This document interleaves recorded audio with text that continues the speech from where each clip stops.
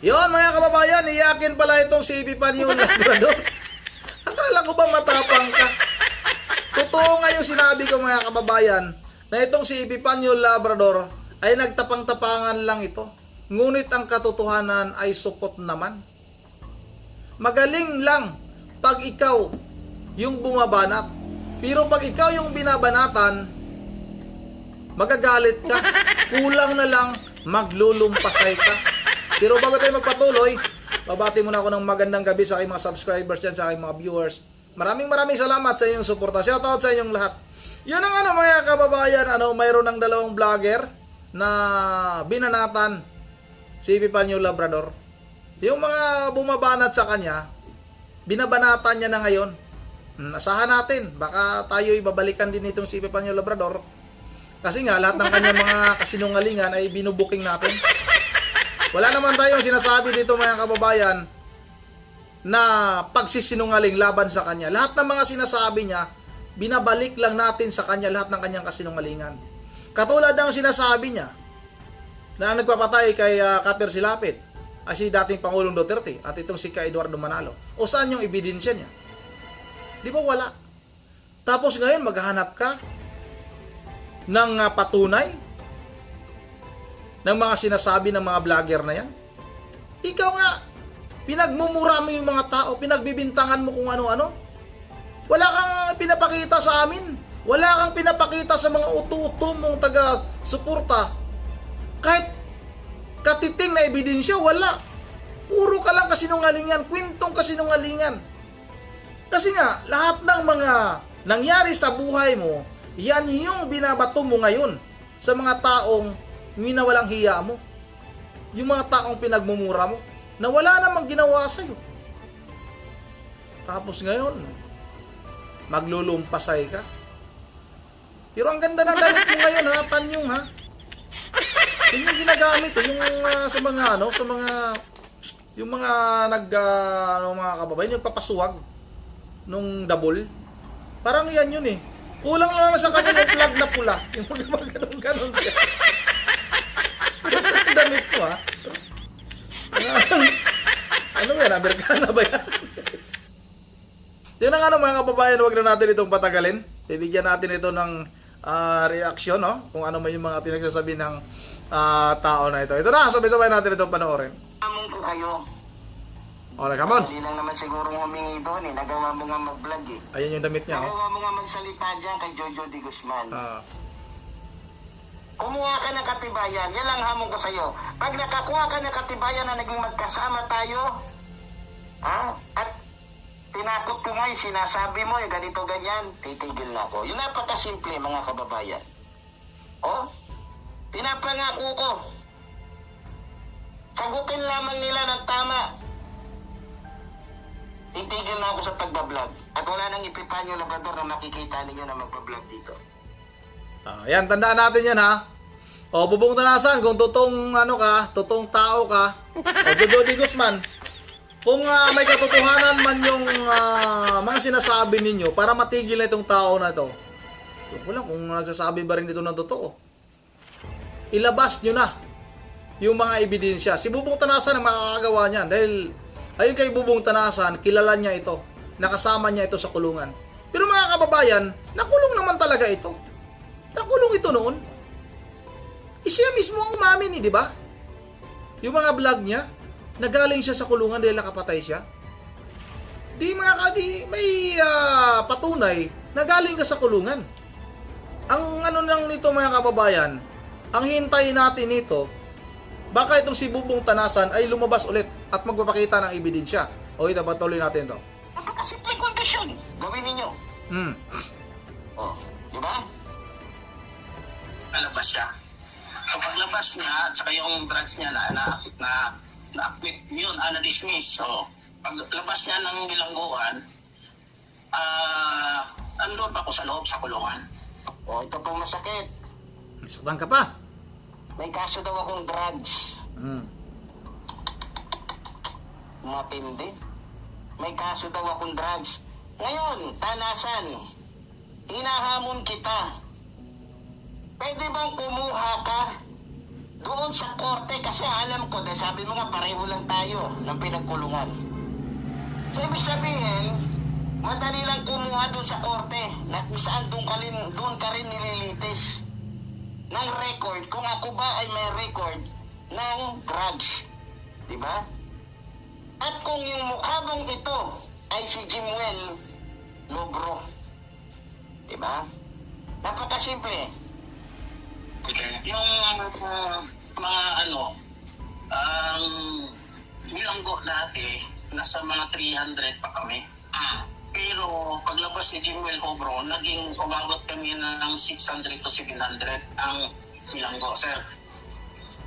Ano ibig sabihin na bibigyan natin ng konting reaksyon lang to, mga mahal po namin taga-subaybay at mga mahal po namin kababayan, mga kapatid. Ito mo si Jimwell Lobro na binabanggit po dito sa video interview ni Sir Jojo de Guzman. Siya yung may kaso na drugs at rape. O, tingnan nyo hindi nagdalawang isip na magsalita. Yung membro ng Iglesia ni Cristo, siniraan talaga ako ng todo. May kaso daw akong rape at saka drugs. O, ngayon, ikaklaro natin at ilalabas natin dito na sinungaling ito. Dahil meron po tayong matibay na ebidensya. Ano yun? Na hindi po totoo ang sinasabi nito. Akala ko ba malinis? Makadiyos ang Iglesia ni Manalo. Nagagalit kayo dahil sinasabi kong diablo kayo. Pero dito pinapatunayan ninyo na talagang diablo kayo. Diba? Nakaputi ka pa man din ng damit. Pero siya namang itim ng utak mo, just TV. O ngayon, dahil yan ang sabi niya, may kredibilidad daw si Tanasan na marami ng pinatay, At naniniwala daw siya at talaga daw may kredibilidad. So ngayon, isa siya. Sumang-ayon siya sa kasinungalingan ni Tanasan at ni Jojo de Guzman na mortal nating mga kalaban. O ngayon, meron pa akong isa sa inyo na ipapakita dito. Ayan. Dito, sang-ayon itong Iglesia ni Cristo o membro ng Iglesia ni Cristo na ako, si Jimwell Lobro. Dito naman, sa mapapanood ninyo, iba na naman po ang pinalabas nila dito. Ito po ay membro din ng Iglesia ni Cristo. Dito, iba na naman po ang pinalabas nila. Ito, panoorin ninyo. Dito sa Tanglaw TV, mga kapatid, magandang araw po sa inyong lahat, mga So ito, Tanglaw TV. Membro ito ng Iglesia ni Cristo. Yung itsura pa lang, tingnan mo yung itsura, mukhang hold-upper sa Quiapo. Nakita niyo yung itsura ng vlogger na to? Mukhang marami tao doon sa iskinita ng ermita. Yung itsura pa lang, tingnan nyo, habulin ng mga pulis. Diba? Pero membro ng Iglesia ni Manalo yan. Pakinggan ninyo. babayan at mga kapatid po namin sa Iglesia ni Cristo. Para po sa video na ito, Tingnan mo, pinagmalaki pa niya. Iglesia daw siya ni Cristo. Ito doon kay Just TV, ako si Jimwell Lobro. Dito naman, pakinggan ninyo. mga kapatid, isishare ko po sa inyo ang tunay na pagkatao ni Mr. Epifanio Labrador. Doon kay Just TV, tunay. Nilabas niya daw yung tunay na pagkatao ko na ako daw at may kredibilidad daw si Tanasan sa kanyang sinasabi. At naniniwala daw siya. Diniin niya yun. Diniin ni Just TV na isa din Iglesia ni Manalo. Ito din, dinidin niya dito, gusto din niyang idiin na yung sinasabi niya ay katotohanan at totoong pagkatao ko daw. Okay, go! Sa likod ng maskara. Okay? Gaano po ito sa Tanglaw TV, mga kapatid, at kinuha po natin. Nagpaalam po tayo, kaya pwede po natin i-share ito, mga kababayan at mga kapatid. Ito po ang tunay na pagkatao ni Mr. Epifanio Labrador sa likod ng maskara.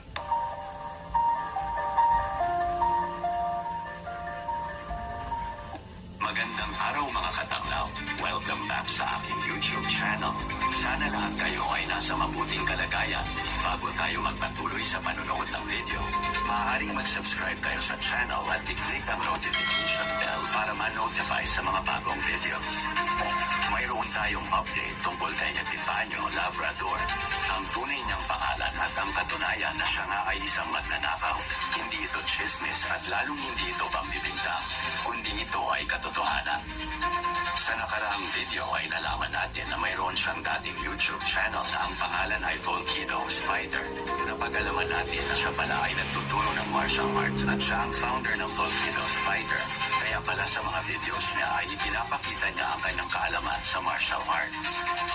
Ngayon naman mga katanglaw, gaya ng ipinakita sa nakaraang video, sinabi natin na siya pala ay isang magnanakaw. Dahil sa ginawa nating pagsusuri doon sa kanyang videos sa dating YouTube account, sinabi doon na founder siya ng Volkido Spider. Kinuha o ninakaw niya ang pera ng mga estudyante niya, itinakbo at hindi na nagpakita. Ang ganong gawain na ay masasabi nating pagnanakaw o theft. Para patunayan natin ang sinabi ng naging estudyante niya na itong ang si Richard Vallejos Palacio o mas kilala sa pangalang Epifanio Labrador, ay ipapakita natin ang isang katunayan na siya nga ay may kasong theft o pagnanakaw. Nakalagay dyan sa larawan, pangalan Richard Vallejos Palacio. Crime Qualified Theft Court, Regional Trial Court, Branch 40. Sa date issue ay dalawa ang nakalagay. Ang date ay October 6, 2017 at June 18, 2018. Malamang sa malamang, dalawa ang kaso niya na theft o pagnanakaw. Nakalagay sa status ng kaso ay not served at sa suspect status ay at large. Ibig lamang sabihin mga katanglaw ay hindi pa siya nahuli at kasalukuyan siyang tumatakas o nagtatago. Kaya hindi na tayo magtataka kung bakit itong si Richard Palacio o Epifanio Labrador ay laging nakasuot ng face mask. Pero ngayon, alam na natin ang totoong pagkatao niya, alam na natin ang totoong pangalan niya at alam na natin may kaso siya, pagnanakaw, theft. Pupuntahan natin yung kanyang pagiging martial artist. Okay, doon na lang po tayo. Okay. Ano paliwanag mo? Dito, mga minamahal ko mga kababayan, etong membro po ng Iglesia ni Manalo, ang gusto niya namang idiin dito, doon sa kabila, naniniwala si Just TV na ako daw ay may kasong rape at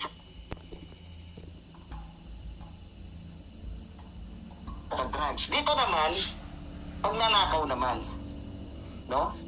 At ginawa pa nilang dalawa. Matindi. Desperado talaga ang Iglesia ni Manalo na siraan ako. Diba? Ngayon, ang tanong, eto na, didiretsuhin ko na kayo para matapos na. O sige nga. Kanino kayo maniniwala? Kay Just TV, nakasama niya doon nagsasalita, si Tasik Santanasan at saka si Jojo, na nagsasabing may kredibilidad. Sabi nila, sabi rin niya. O dito, sa isang mongoloid din, ano nga pang pangalan nito? Tanglaw. Itong mukhang holdapper na, ayan, itong mukhang holdapper na vlogger na ito. Ngayon, isa lang sasabihin ko. Paano kayo paniniwalaan ng tao kung kayo mismo ay iba-iba ang sinasabi ninyo? Hindi magkakatugma. Ito lang sasabihin ko sa inyo. Pumasok ako sa reservice sa Philippine Army last year pa. Tulad ng sinabi ko, bago ka pumasok sa Armed Forces of the Philippines. O, dyan alam mo na mga kababayan, ano?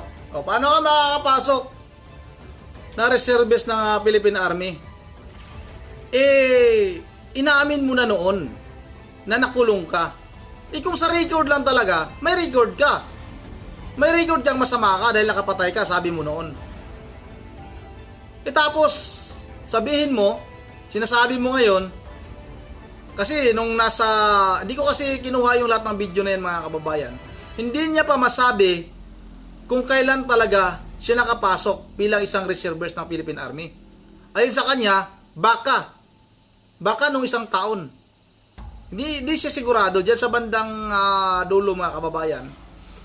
Yan ang sinabi niya na nung nakaraang taon. Paano ka nga nakakuha ng mga requirements? Na ayon sa'yo, noon nakulong ka. Pwede na namang kahit ako. Pwede naman kahit sino. Magsabi na nakapasok ko sa ganito sa Philippine Army, nakapasok ko bilang isang reservist. Ang daming piki niyan mga kababayan. Ang daming piki niyan. At yung sinabi mo, na sino yung paniniwalaan? Si Just TV ba? Si Tanglaw TV ba? O ikaw ba si Jimwell Hobro?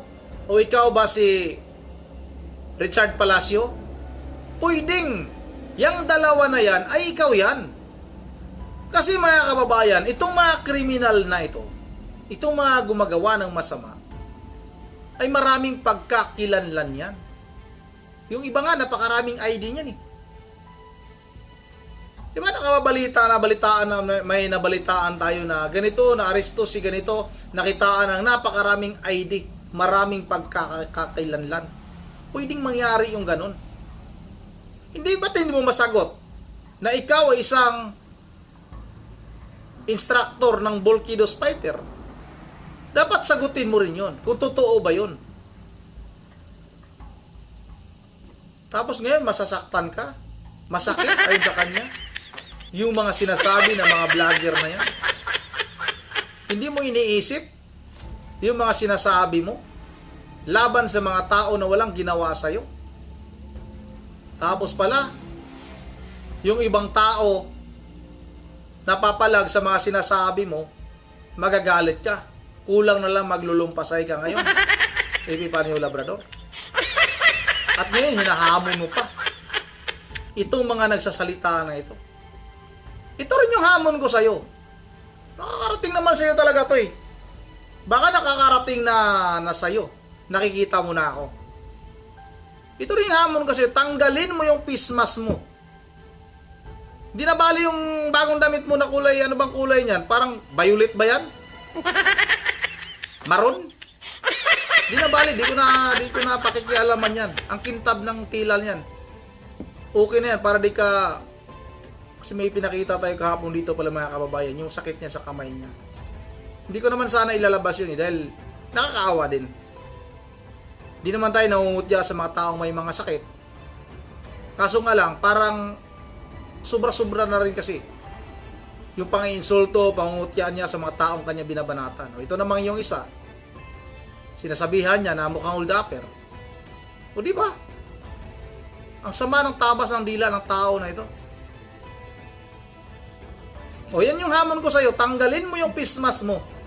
Tanggalin mo yung pismas mo para mapatunayan na matapang ka. Na wala kang tinatago. Kung wala kang tinatago, Panyong, hindi ka ganyan. Hindi ka magpipismas. Kaya na bahala mga kababayan kasi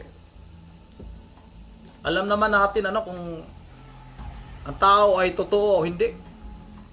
Sinungaling o hindi. Nagsasabi ng totoo o hindi. Itong si Panyong talagang sinungaling ito. Yun na nga mga kababayan, dito na lang muna at bago tayo magtatapos ay mag-shoutout lang muna tayo. May bago na namang nagko-komento dito. I-shoutout natin si Ramirez Family. Nakita ko na naman yan si Epipanya. Ayan, maraming salamat sa iyo, Ramirez Family. Maraming salamat. Kay Joseph Platon, shoutout sa iyo, Joseph Platon. Shoutout na rin kay Obert FB. Maraming salamat kay Steve Kairi. Maraming salamat Steve Kairi TV. Dito sa may bandang baba, sinabasa na natin yung mga bagong komento lang, hindi natin nabasa kanyan. Shoutout na rin kay Ruben Castro, kay Lino Palmayra, shoutout kay Jeffrey Rubias, shoutout kay Ma'am Joyce ng Japan, kay Ma'am Berja Verlius sa Pulilan, Bulacan, kay Ma'am Idisa Borbi, kay Simply Bird, shoutout kay Roylan Macam, kay Davidor